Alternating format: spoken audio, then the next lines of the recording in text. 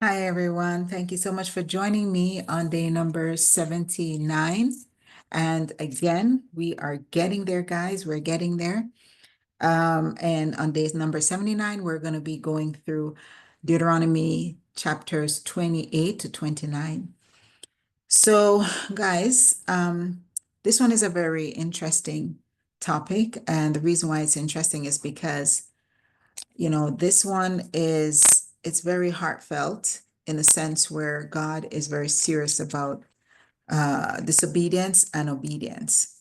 So this is a very popular scripture as some people, like to go back to it in terms of, God's perspective on obedience versus disobedience. And guys, it's very important to, adhere to God's rules and regulations. And even though we might say that, okay, um, I don't have to listen to, you know, if especially because I may not believe in God, but there are repercussions for not even applying ourselves, even though we may not know. And someone said before, would you have rather not do something and found out that you were wrong, or do something and found out that you were right, or just do it anyway, whether you know if you're right or wrong.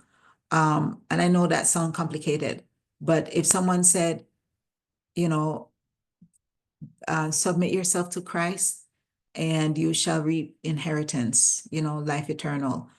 And then only to know that it was right and you did it. So you're on the right side versus you heard and you knew what was required, but you didn't do it only to reap eternal damnation. So, which would you rather? So, this scripture is similar in that sense, where it's better to do something based on the blessings that we're going to receive than to not and then receive a curse. And I hope that makes sense. And I will just read a few key verses as they're highlighted. Um, and if we go through it, you can see the whole scripture is what the promises are if they are obedient. And the obedience is going back to all the different laws, regulation, everything. It's just like a constant reminder. The first verse said, if you fully obey the Lord your God and carefully keep all his commandments, that I'm giving you today, the Lord your God will set you high above all the nations of the world. You will experience all these blessings if you obey the Lord. And here are the blessings, some of them at least, from verses 3 to 6. Your towns and your fields will be blessed. Your children and crops will be blessed. The offsprings of your herds and flocks will be blessed. Your fruit basket and bread boards will be blessed. Wherever you go and whatever you do will be blessed. And so there is a guarantee for everything that they put their hands to will be blessed.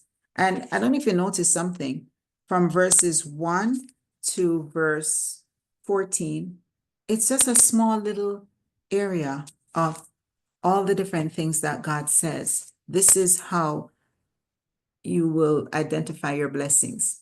I will prosper you in this area, that area. Everything you put your hand to will be blessed. But look at how many verses are on curses. From verses 15 to 68. So 15, 68. So that's 54 verses. 54 verses on curses. What will happen if they do not listen? So, it is important. It is important to really be obedient. And if we go back to all the different scriptures with regards to what God says, that is why they are, reminded repeatedly. And again, just to highlight the few verses, but if you refuse to listen to the Lord your God and do not obey all the commands and decrees I'm giving you today, all these curses will come and overwhelm you. Your towns and your fields will be cursed. Your fruit basket and breadboards will be cursed. Your children and your crops will be cursed. The offspring of your herds and flocks will be cursed. Wherever you go and whatever you do will be cursed. It's like you're living a cursed life. Everything you do, everywhere you go, everything you put your hands to Everything will be destroyed. Disasters. You'll be defeated by your enemies. I'm just going through verse by verse. You will suffer scurvy. Your bodies will be afflicted. People will sleep with your wife or your engaged or betrothed person. Your animals will be cursed. Your flocks will be given to other people. You will be exiled. You won't even harvest your crop. Verse 38, locusts will eat them. Everything you put your hands to, insects will come and destroy them. Foreigners will come and they will become stronger, and then you'll become weaker, and then they will overtake you and they will conquer you. They will lend money to you. You will not lend to them because you don't have anything to offer anyone. Right? All these curses will be a part of your life. You're a horror. It's like when you watch a horror movie, all these different things. The Lord will move away himself from them. People will attack them. Distress will be their cup of tea. And even their children will be under affliction. Everyone will be in distress. And he says, how many times he says, if you refuse, if you refuse, if you refuse to, so verse 15, if you refuse, right? Verse 45, if you refuse. Verse 58, if you refuse. And at the end, it says, then the Lord will send you back to Egypt in ships to a destination I promise you will never see again. There you will offer to sell yourselves to your enemies as slaves, but no one will buy you. Jeez. What does that say? That says it's not, it doesn't pay. This is like a horror movie. Yeah, if a movie was made out of these different scenarios here, it would be horror. You watch all the distress and everything happening, and you can't have a peace of mind. It's like a movie I watched a long time ago. It's called Final Jeopardy. And the movie took place in one whole night. Everything that could go wrong went wrong. This is exactly the same idea. If everything can go wrong, it will go wrong because of disobedience. So I just want to do a little bit of review on this here. And so verse 17 of chapter 29. So we see chapter 28 already, and verse 20, let me just see here. So I just wanted to focus on verse 17.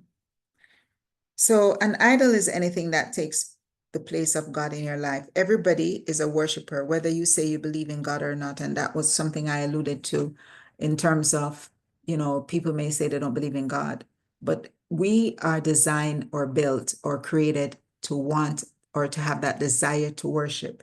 And whatever it is that we worship, if it's not God, it's something else. So we worship something or someone. Any good thing can be made into a bad thing by getting it out of its rightful place. A car can be an idol. A house can be an idol. Or careers can be an idol. A degree could be an idol. A boyfriend, girlfriend could be an idol. Or children could be idols. We can put a lot of things in the place of God. An idol is whatever we're most passionate about, whatever we are dedicated to, and whatever we find ourselves thinking about the most. That is our God with a small g. The word covet comes from two root words, which are to have and more. It's the sin of always wanting more, which is idolatry. So God in chapter 29 renewed his covenant in Moab. So when they were in the land of Moab, they were brought to God in a sense where God wanted to renew himself with them. And so he made some proclamation to them. as they were in his presence. And if we look at Deuteronomy 29, verse 29, it says, the secret things belong to the Lord our God, but those things which are revealed belong to us and to our children forever, that we may do all the words of this law. So many difficult questions come up in the Christian life. Why does one godly person die of cancer and another get miraculously healed? That's a question a lot of people may ask. Why does God allow this earthquake or that hurricane? Why can some people be following God's will to the best of their ability and suddenly find themselves in some deep and totally unanticipated trouble? These questions agitate us and confuse us. In the end, we must rest in the goodness of God and admit that there are some secret things known to God alone. One day, all these things will be known, but not until we get to that kingdom. So this is just a recap of chapter 29. And so let's understand God's will, that God does not want us to serve other gods. He wants us to remain faithful to him. And, the children of Israel went through a lot. They went through 40 years in the wilderness, and God kept them. Though some of them died, but God kept them. And the leaders that were there at that time, when they were just about to get out of the wilderness, these were the ones that were imparting the message to them as well. And Moses, being the key leader, he was reminding them of the book of the law. And God wanted them to adhere, not just the ones that were there in the wilderness at the time, but also for their offspring. So this was key. This was very important. So God really wanted them to just be obedient and just to do the things that were required of them. And so, as you can see in the last verse, the secret things belong to the Lord our God, but those things which are revealed belong to us and to our children forever, that we may do all the things of this law. So, if we review this covenant, it wasn't anything new. It's just that God wants them to be accountable and for them to stay focused and to remain faithful to him. So I hope that this bit of scripture review is good for us and reminds us, where we are with God and what are the responsibilities for us to adhere to and for us to carry out. Let us pray. Dear Lord, we thank you, we praise you, we honor you.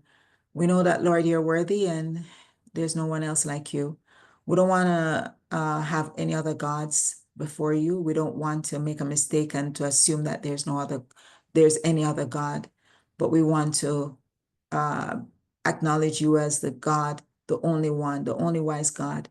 And any little thing that we may put in our way or anything that we may focus on in our lives, I pray that it won't replace you, but it will come only second or third after you, and that you will be number one. I pray, Lord, that we will do some introspection and see where we are with you and if there's anything that's taking your place. I pray that you will be always the forefront of our mind when we get up, when we move around, when we go to bed, and whatever we do in all our ways, we'll acknowledge you so that you will direct our path. Thank you, Lord, for this reminder. Pray that you'll continue to keep us in the palm of your hands as we tell you thanks. Amen. Have a wonderful day.